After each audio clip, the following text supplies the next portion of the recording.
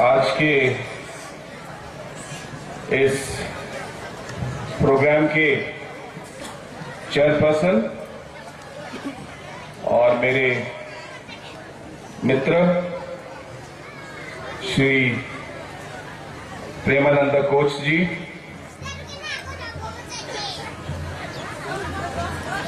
आज के guest of honour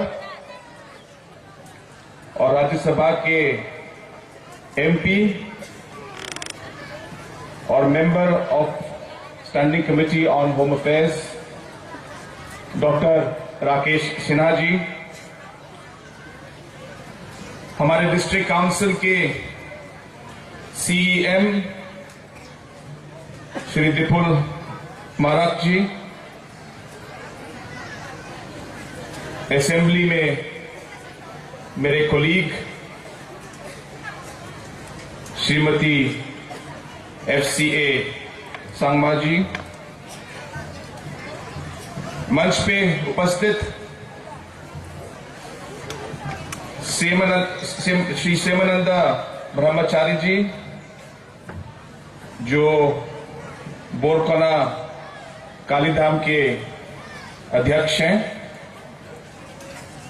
हमारे डिस्ट्रिक्ट काउंसिल के ईएम और आपके लोकल एमडीसी श्री निपिन कोच जी, मंच पे उपस्थित सभी डिग्निटरीज, मेघालय कोच एसोसिएशन के प्रेसिडेंट, सेक्रेटरी, सभी मेंबर्स और मेघालय के अलग अलग भाग से इस प्रोग्राम या ये 50th गोल्डन जुबली सेलिब्रेशन जो है इसको मनाने के लिए मेघालय से अलग अलग गांव से इस प्रोग्राम में आए हुए सभी मेरे प्रिय मां, बाबा, भाई, बहन और सभी मेरे दोस्तों, सबसे पहले मैं आप सबको इस गोल्डन जुबली के अवसर पर अपनी तरफ से मैं अपनी शुभकामनाएं आप लोग को देना चाहता हूं और ये मेघालय कोच एसोसिएशन के सभी मेंबर्स,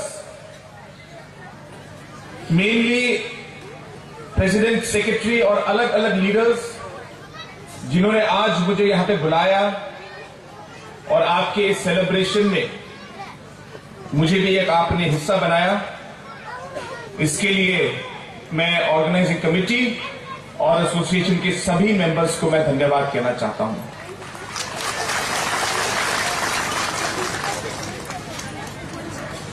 दोस्तों, आज डॉक्टर राकेश सिन्हा ने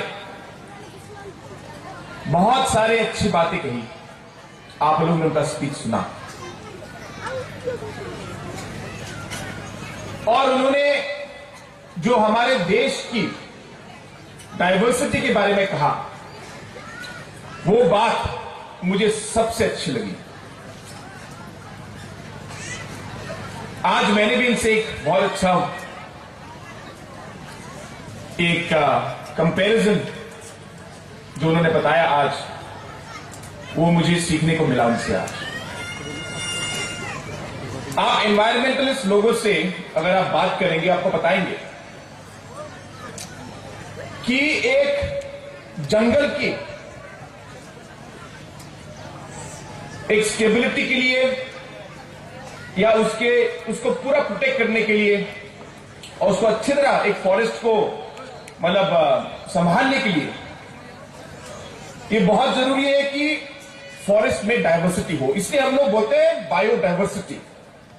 तो अलग अलग प्लांट्स को, अलग अलग पेड़ पौधे को अलग अलग न्यूट्रिशन चाहिए होता है और उसके हिसाब से हेल्थ, जो सॉइल का हेल्थ है, जमीन का जो हेल्थ है, वो भी इंप्रूव होता है। और ये कंपैरिजन आज डॉक्टर सिन्हा जी ने बताया, ये सोसाइटी के लिए भी बिल्कुल ही सेम है। और इसलिए आज मुझे बहुत खुशी है कि कोच एसोसिएशन के लोगों ने इतनी अच्छी तरह आज ये प्रोग्राम ऑर्गेनाइज किया। मेघालय में बहुत डाइवर्सिटी है। नॉर्थ ईस्ट को अगर आप देखेंगे तो hotspot of biodiversity and cultural diversity दोनों है नॉर्थ ईस्ट में। आप नागालैंड जाइए या आप मणिपुर जाइए। मणिपुर में जब आप आउटर मणिपुर में जाएंगे, आउटर मणिपुर में हर 100 किलोमीटर में डायलेक्ट चेंज होता है, एक नई भाषा। और आप सरप्राइज होंगे कि एक गांव दूसरे गांव की भाषा नहीं समझेगी 100 किलोमीटर की दूरी पर भी। और ऐसे ढेर सारे hundreds and hundreds of languages and dialects are there। अलग अलग ट्राइब्स के आप देखेंगे तो उनके कपड़े पहनने का ढंग, उनके खाने पीने का, उनके नाचने का, कल्चरल एस्पेक्ट में बहुत सारी ऐसी चीजें हैं जो आज हम लोग शायद हमें याद भी नहीं है, और वो भी शायद इट्स डाइंग डाउन। तो ये जो बायोडाइवर्सिटी हमारी जो कल्चरल डाइवर्सिटी है हमारे नॉर्थ ईस्ट में, ये एक हमारे लिए एक तरह से एक ब्लेसिंग है। और इस बायोडाइवर्सिटी, इस कल्चरल डाइवर्सिटी में, ये बायोडाइवर्सिटी वर्ड डॉक्टर सिन्हा ने मेरे दिमाग में डाल दिया, इसलिए भी मैं ज्यादा बायोडाइवर्सिटी बोल रहा हूं। लेकिन ये कल्चरल डाइवर्सिटी जो हमारे यहां पे है, ये कल्चरल डाइवर्सिटी को हमें बनाकर रखना है। और मेरी तरफ से हमारी सरकार की यही नीति है, यही सोच है कि हम लोग सभी ट्राइब्स, सभी कम्युनिटी को हम लोग बिल्कुल एक सेम स्टेटस दें। हम चाहते हैं कि हर कम्युनिटी को एक सपोर्ट मिले। हम चाहते हैं कि हर सब कम्युनिटी का जो आइडेंटिटी है वो बिल्कुल बना रहे, और हमारी तरफ से, गवर्नमेंट की तरफ से उसके लिए पूरा सपोर्ट हम लोग देंगे। दोस्तों, कुछ दिनों पहले गारो हिल्स में भारत सरकार की तरफ से हमें एक ट्राइबल रिसर्च इंस्टीट्यूट के लिए बनाने के लिए 42 करोड़ रुपया हमको मिला, ट्राइबल रिसर्च इंस्टीट्यूट। और मेरे ख्याल से पूरे नॉर्थ ईस्ट में शायद ये सबसे बड़ा ट्राइबल रिसर्च इंस्टीट्यूट होगा।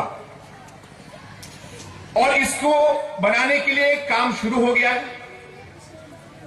और मेरे ख्याल से इसे हम लोग आगे आने वाले 1.5 या 2 साल में हम लोग इसको खत्म करेंगे। ये सपना जो था, ये हमारे लीडर श्री P.A. सांगमा जी का सपना था। वो चाहते थे कि जो हमारे ट्राइबल भाई बहन, जो कल्चर्स हैं हमारे, वो आज खत्म हो रहे हैं। हमारे अलग अलग लैंग्वेजेस, भाषाएं हैं, वो भाषाओं को आज हमारे जो यंग जनरेशन है, नई जनरेशन है, वो उस भाषा को अभी इस्तेमाल नहीं कर रहे। कुछ कुछ ऐसे भाषाएं हैं गारो हिल्स में जो आज खत्म हो गए। कुछ कुछ ऐसे कहानियां हैं, कुछ कुछ ऐसे कल्चरल एस्पेक्ट्स हैं जो हमारे लोगों को आज मालूम नहीं है, लेकिन हमारे जो सीनियर्स हैं उन्हें ये सब इश्यूज मालूम है और ये सब कल्चरल एस्पेक्ट्स मालूम है। मैं चाहता हूं कि ये ट्राइबल रिसर्च इंस्टीट्यूट में हम लोग सब डिटेल में हर ट्राइब, नॉर्थ ईस्ट के ट्राइब, सिर्फ गारो हिल्स और मेघालय के नहीं, हर नॉर्थ ईस्ट के ट्राइब्स का यहां पे डॉक्यूमेंटेशन पूरा होना चाहिए, रिसर्च होना चाहिए। इसमें किस तरीके से कोच ट्राइब, किस तरीके से हाजोंग ट्राइब या गारो ट्राइब, किस तरीके से हमारा एक बैकग्राउंड था, जो हम लोग ने अभी नाच यहां पे देखा, कल्चरल परफॉर्मेंस देखा, इसका क्या हिस्ट्री है, ये स्टेप्स क्यों है, कहां से ये ड्रम्स आए, कहां से ये कपड़े आए, इस डिजाइन के पीछे क्या मतलब था, हम लोगों ने कभी इसके बारे में रिसर्च नहीं किया। और मेरा मानना है कि इसको करना चाहिए और पूरे देश को और पूरे दुनिया को हमारे ये रिच कल्चरल डाइवर्सिटी के बारे में मालूम पड़ना चाहिए। ये सोच से हम लोग ने ये ट्राइबल रिसर्च इंस्टीट्यूट बनाया है। दोस्तों, जब ये खत्म होगा तो यहां पे रहने के लिए भी 1000-2000 लोगों के लिए यहां पे जगह होगी, हॉस्टल फैसिलिटी होगी।